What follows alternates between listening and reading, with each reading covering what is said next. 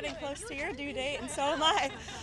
Hi, everybody. Good to see you out here. It's a busy day here, as you all know. The president will be meeting with defense contractors here at the White House in a few minutes with Secretary Hegseth.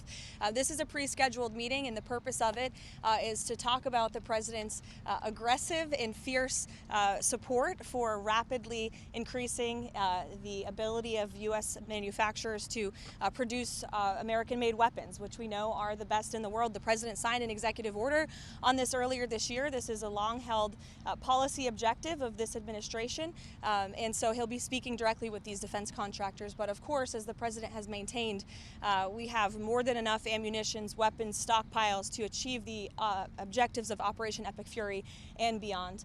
After that, you'll be hearing from the president directly at 4 p.m. in the East Room at the College Sports Roundtable. We have coaches and we have scholars and we have athletes from around the country who will be joining. I know some lawmakers will be up there as well. President, again, a long-sought goal is to fix college sports, and so he'll be holding a roundtable to hear from all of these great people in this afternoon, and you'll see him up there as well. Why don't we take a few questions? Sure. Thank you very much. The president said that we're not going through all of this so that we can end up with another KOMO, and he also said that we can keep this up forever. Does that mean that this current mentality in Iran remains in place? You're going to have to keep doing the fight. I won't get ahead of the president on broadcasting any timelines. What I will tell you is what President Trump has already laid out, which is that the achievable objectives of Operation Epic Fury we expect to last about 4 to 6 weeks, and we are well on our way to achieving those objectives. Annihilating Iran's navy, we know that we've sunk more than 30 Iranian vessels and ships. Their navy has now been deemed combat ineffective. Taking out the ballistic missile threat that Iran posed to the United States and our troops and bases in the region, we have done a tremendous job. The United States military has done a tremendous job at achieving that objective thus far. Just 6 days in, the retaliatory ballistic missile strikes from Iran are now down 90%. Of course, ensuring Iran can never obtain a nuclear weapon as well, and significantly weakening their proxies in the region, which we know are responsible for the deaths of Americans. And we've seen Hezbollah and the Houthis hardly putting up a fight over the course of the last 6 days. Ultimately, the president has made it very clear he wants to take out the threat of Iran to the United States, and Operation Epic Fury is well on its way to doing that.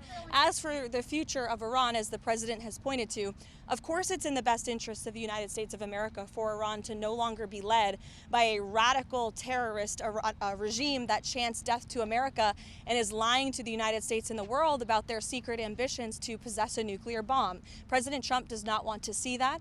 He wants to take an interest in pursuing who the next leader of the Iranian country is going to be, and that has yet to be seen, and the president is discussing it and deliberating it.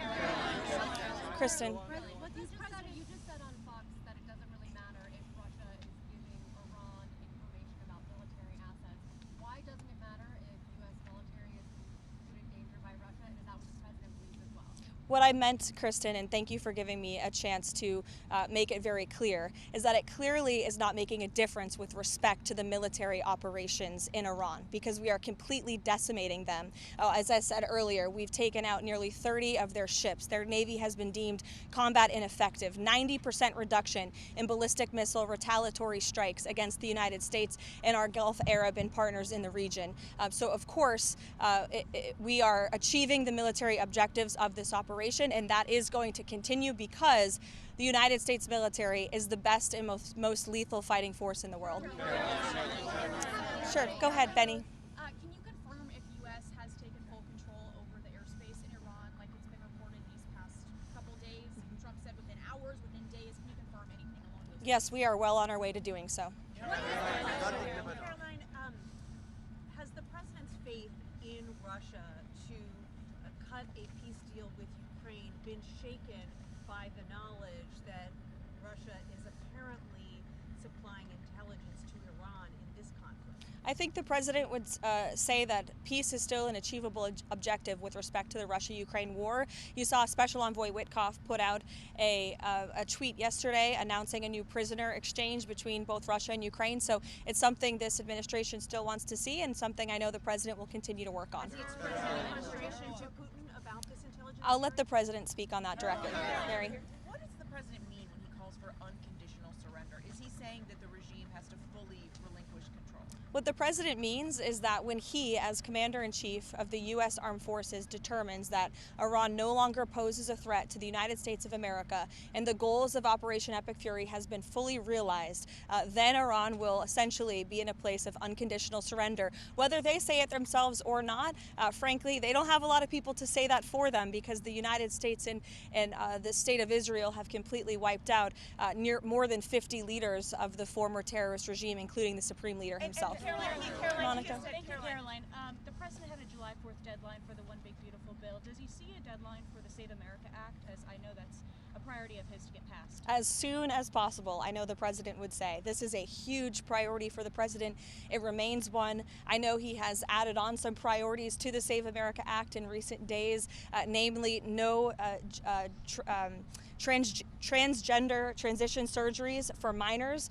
We are not going to tolerate the mutilation of young children in this country, and no men in women's sports. And the president putting all of these priorities together, it speaks to just how common sense they are. These are all common sense priorities of this president that are backed by the vast majority of Americans, and he wants Republicans to act on them as quickly as possible. Thank you. Ken Paxton laid out some conditions yesterday, saying that he would drop out of the race if Senate leadership on the Republican side agreed to, getting rid of the filibuster, for example. What are the president's thoughts on that? I won't get ahead of the president on the Texas Senate race. I know it's of great interest to everyone. I'm no longer his political spokesperson. I'm a government spokesperson, so I'll let him speak on that directly. You elaborated on the president's decision to tap Mark Wayne Mullen as the next DHS secretary. Can you talk a little bit about the rationale for the choice, why Mullen was the best candidate in his eyes, and also your message to congressional Democrats who continue to keep the DHS unfunded? Yeah, well, Senator Mark Wayne Mullen has been a strong friend of the president and a big supporter of the president's immigration policies. Not only that, he's exceptionally talented, qualified, and I know well respected by his peers on Capitol Hill from both sides of the aisle. So we look forward to his expeditious confirmation, and I know the White House will be working with our counterparts in the Senate to make that happen as quickly as possible. Sure. Thank you, Karoline. The president has said he wants to be involved in Iran's future. He has also called the son of Supreme Leader Khamenei a lightweight, and he has also said that United States strikes have taken out the potential candidates. So does the United States now have any candidates, or looking at candidates who may lead Iran for the future? I know there's a number of people that our intelligence agencies and the United States government are looking at, but I won't get any further on that. Sure. Is the president satisfied with the pace of the investigation into whether the U.S. military did hit that Iranian school? Is the White House concerned that this was the United States? Again, as I said at the briefing 2 days ago, I don't have any updates with respect to the investigation. I would expect those to come from the Pentagon. Sure, Haley. That the U.S. was operating in the region of the school. Again, I don't have any updates for you on the investigation. Those will come from the Pentagon directly. Haley. Does the president believe Russia should face repercussion for providing intelligence to Iran as part of the U.S. military? Again, I'll let the president speak on that directly. Do you have any comment, Sure. Karoline, do you have any comment on the MAGA influencer divide on the Iran war? It seems like everything on X is everybody's going at each other. Any message to both sides of the aisle? I would just remind people X is not real life.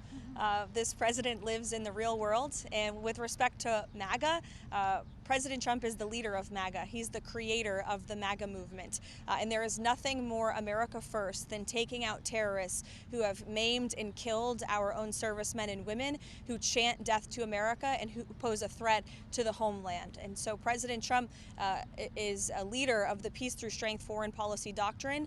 He attempted peace through diplomacy exhaustively and extensively with the rogue Iranian regime. And so they have been struck with the strength and the sheer might and will of the United States Armed Forces, and President Trump has proven he's a man of his word. If you go back and look, not just over the past year as president, but in his first term and in many years in his private life as well, when he has said that the Iranian regime can never obtain a nuclear bomb, well, now he's finally acting on it, and he has the courage to do what so many presidents in the past did not. We'll see you guys later.